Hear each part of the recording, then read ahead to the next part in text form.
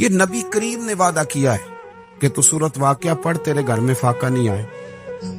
حضرت عبداللہ ابن مسعود رضی اللہ تعالیٰ عنہ بیمار تھے تو حضرت عثمان غنی رضی اللہ تعالیٰ عنہ تیمارداری کے لیے تشریف لے گئے اور جا کر کے کہا کہ آپ بڑے بیمار ہیں، آپ کی بیٹیاں زیادہ ہیں، میں چاہتا ہوں کہ خزانے میں سے کچھ مدد کروں.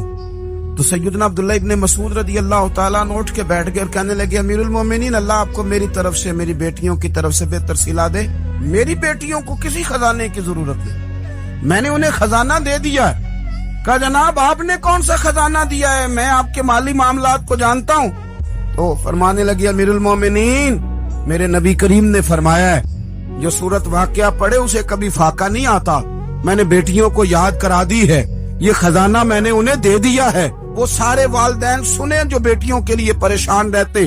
حضرت عبداللہ ابن مسعود نصیحت کر رہے ہیں، فرمانے لگے میں نے سورت واقعہ یاد بھی کرا دی ہے، پڑھنے کی عادت بھی ڈال دی ہے. حضور نے فرمایا ہے جو سورت واقعہ پڑھے اسے فاقہ نہیں آتا. کہنے لگے چاند تو اپنی جگہ چھوڑ سکتا ہے، سورج گر سکتا ہے، تارے ٹوٹ سکتے ہیں، پر مدینے والے رسول کی بات غلط نہیں ہو سکتی. حضور نے فرمایا فاقہ نہیں آئے گا تو انشاءاللہ کبھی بھی نہیں آئے گا. کرنے کا کام یہ ہے کہ ہم اپنے معاملات، اپنی عبادات، اپنی دعائیں کبھی 10 منٹ عادت ہو جائے نا دعا مانگنے کی علیحدہ سے رات کو.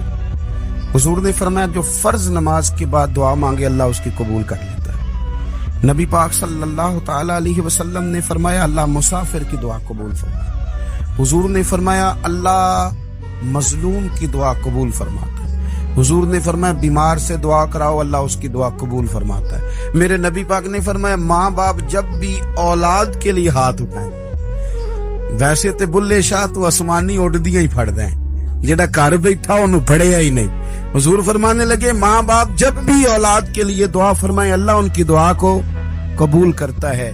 آپ اپنا تعلق بنائیں دعا کے ساتھ، عبادت کے ساتھ، مصلی کے ساتھ رشتہ بنائیں، استغفار پڑھیں. میرے نبی پاک نے فرمایا دعا مومن کا ہتھیار ہے، دعا مومن کا. حضور نے فرمایا تقدیر کو سوائے دعا کے کوئی چیز نہیں بدل سکتی. دعا مومن کا ہتھیار ہے، یہ کافر کے پاس کوئی نہیں، یہ ہتھیار ہے مومن کا. اللہ کرے آپ کو سمجھ آئے. پھر سنیں کئی بار کہہ چکا ہوں یہ ہتھیار ہے. کافر کے مقابلے میں جو تیرے پاس سب سے بڑا ہتھیار ہے وہ دعا ہے. دعائیں کرانی چھوڑ دی، کرنی چھوڑ دی، لینی چھوڑ دی.